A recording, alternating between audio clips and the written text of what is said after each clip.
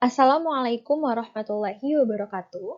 Saya Zaki Nur Syahadah dengan NPM 33341700079. Pada kesempatan kali ini, saya akan mempresentasikan mengenai penelitian saya yang berjudul Pelindian Cerium dari Terapheronical dengan asam klorida setelah proses fusi alkali. Ini adalah outline yang akan saya sampaikan pada hari ini. Yang pertama, pendahuluan. Yang kedua, tinjauan pustaka. Yang ketiga, metodologi penelitian. Yang terakhir, referensi. Masuk ke pendahuluan. Nah, kita masuk ke latar belakang. Yang melatar belakangi penelitian ini adalah terapheronical. Terapheronical adalah produk sampingan pemisahan logam dari biji dalam peleburan nikel.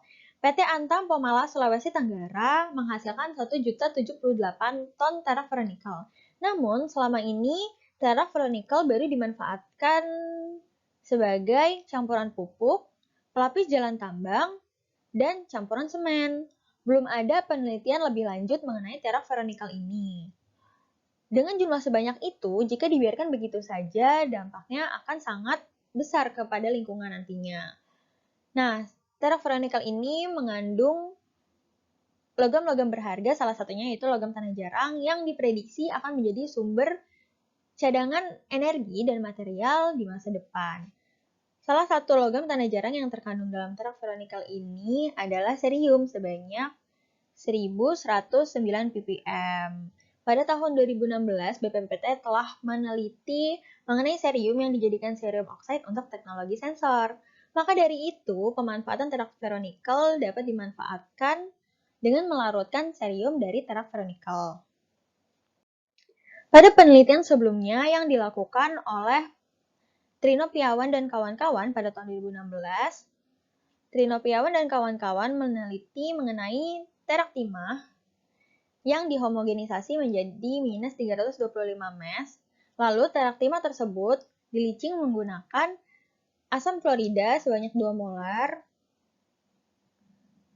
dengan waktu 5 menit, temperatur 40 derajat Celcius, rasio solid per liquid 15 gram per liter, dan laju pengadukan 150 rpm menghasilkan persen ekstraksi 87,5%. Rumusan masalah pada penelitian ini yang pertama, bagaimana pengaruh konsentrasi asam klorida terhadap persen ekstraksi. Yang kedua, bagaimana pengaruh temperatur terhadap persen ekstraksi.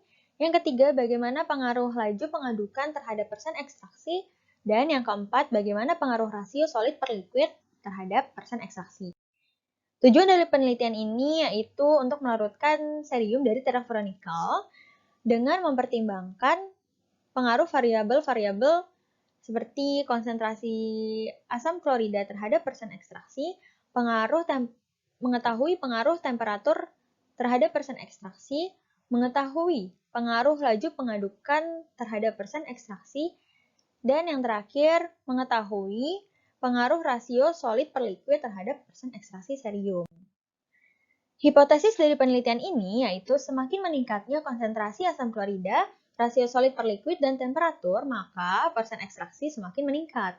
Nah, pada penelitian ini laju pengadukan tidak memiliki pengaruh yang signifikan terhadap persen ekstraksi. Masuk ke tinjauan pustaka. Yang pertama, ada terapheronical. Terapheronical ini adalah limbah dari industri pengolahan nikel yang membentuk liquid panas, kemudian mengalami pendinginan sehingga berbentuk padat atau berpori.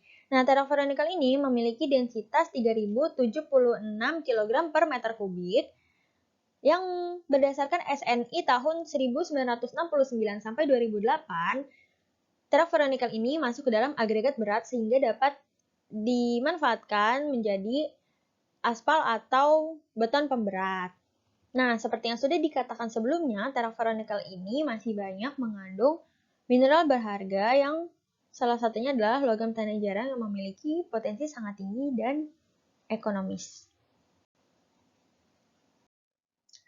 Masuk ke logam tanah jarang. Logam tanah jarang ini memiliki beberapa nama, yaitu seperti logam tanah jarang, rare earth element atau langka bumi. Nah, logam tanah jarang ini adalah kumpulan unsur lantanida, itu ada 17 elemen. Dan unsur lantanida itu sendiri terbagi dua. Yang pertama yaitu heavy rare earth element, mulai dari europium hingga lutetium, dan light rare earth element mulai dari lanthanum hingga samarium. Nah, sedangkan scandium dan yttrium ini termasuk ke dalam heavy rare earth element karena memiliki kesamaan sifat fisik, kimia, dan kemunculannya di alam. Nah, logam tanah jarang ini memicu berkembangnya material baru untuk perkembangan teknologi. Pemanfaatannya bisa dimanfaatkan sebagai energi nuklir, kimia, laser, magnet, baterai, dan material masa depan seperti material superkonduktor. Selanjutnya ada cerium. Cerium adalah unsur lantanida paling melimpah. Dia bersifat lunak, ulet, dan sedikit lebih keras dari timah. Cerium ini reaktif dan mudah menguap di udara. Nah, berikut adalah sifat fisik dan kimia cerium. Yang pertama, cerium memiliki nomor atom 58, memiliki berat atom 140,116, memiliki densitas 6.689 kg per meter kubik, berwarna silver putih, memiliki keelektronegativitas 1,12, memiliki titik leleh 1068 Kelvin, dan memiliki titik didih 3633 Kelvin. Nah, aplikasi cerium adalah bisa dimanfaatkan sebagai magnet permanen, pemoles kaca, dan lampu LED. Cerium ini dikenal sebagai pemoles kaca paling efisien. Cerium dapat menghalangi sinar UV sehingga banyak digunakan untuk alat-alat medis. Selanjutnya ada fusi alkali. Nah, pada terokferonikal ini mengandung unsur silika yang cukup banyak, sebanyak 25,02%. Nah, oleh karena itu, kita akan menyingkirkan unsur silika ini dengan proses pirometalurgi atau fusi alkali ini untuk membuka struktur silika dan meningkatkan porositas terak.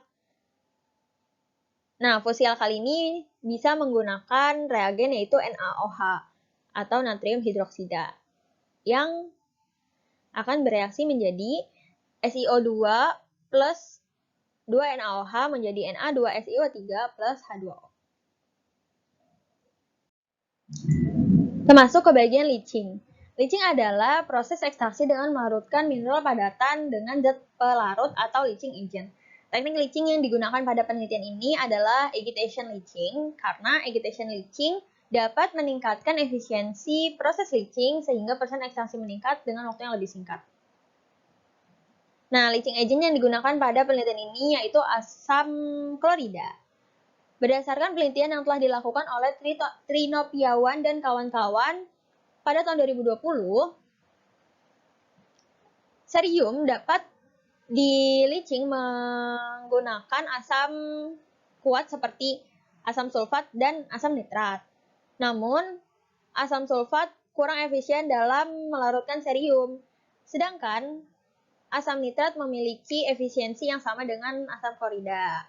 Namun, karena asam klorida lebih ekonomis, sehingga digunakanlah asam klorida.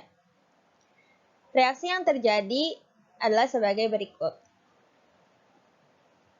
CeOH 3 kali plus 3 HCl menjadi CeCl3 dan plus H2O. Nah, faktor-faktor yang dapat mempengaruhi proses leaching antara lain, yang pertama konsentrasi HCl, yang kedua temperatur, yang ketiga rasio solid per liquid, dan yang keempat laju pengadukan. Lalu kita masuk ke faktor pengaruh yang pertama, yaitu konsentrasi dan temperatur. Konsentrasi ditunjukkan oleh kurva A dan temperatur ditunjukkan oleh kurva B. Berdasarkan kurva pada gambar, semakin meningkatnya konsentrasi asam klorida, maka persen ekstraksi juga semakin meningkat. Begitu pula untuk temperatur. Seiring meningkatnya temperatur, maka persen ekstraksi semakin meningkat. Selanjutnya adalah pengaruh rasio solid per liquid. Bisa dilihat pada kurva biru. Berdasarkan penelitian yang dilakukan oleh Trino Piawan dan kawan-kawan pada tahun 2016,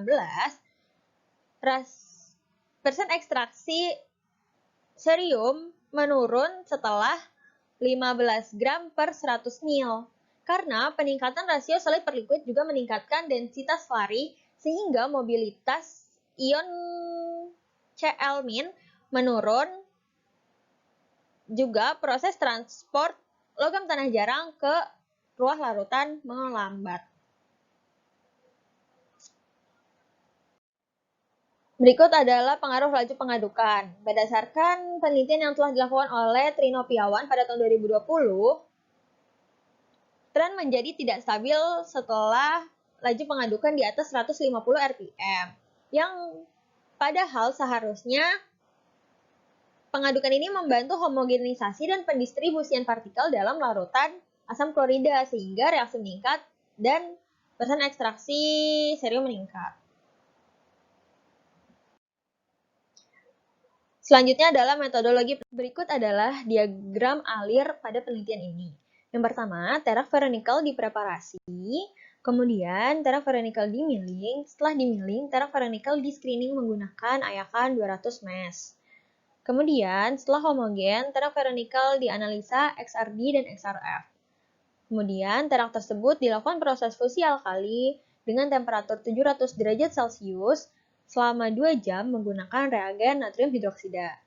Setelah proses fusi alkali dihasilkanlah frit yang dianalisa menggunakan ICP-OES. Kemudian, frit tersebut dilakukan pelindian air dengan aquades untuk melarutkan silika dan melarutkan natrium hidroksida yang tidak bereaksi. Dihasilkanlah filtrat dan residu. Filtrat akan dianalisa dengan XRD dan XRF, sedangkan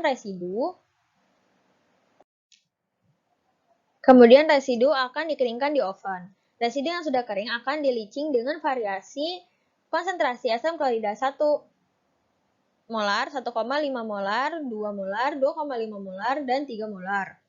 Dengan temperatur 20, 30, 40, 50, 60 derajat Celcius. Dan rasio solid per liquid 5/100, 10/100, 15/100, 20/100, dan 25/100 gram per mil. Kemudian, selari difiltrasi, dihasilkanlah filtrat dan residu. Residu akan dianalisa dengan XRF, sedangkan filtrat akan dianalisa dengan ICP-OES. Kemudian, didapatkanlah data pengamatan dan dilakukan analisa dan pembahasan dibantu dengan literatur. Kemudian didapatkan kesimpulan.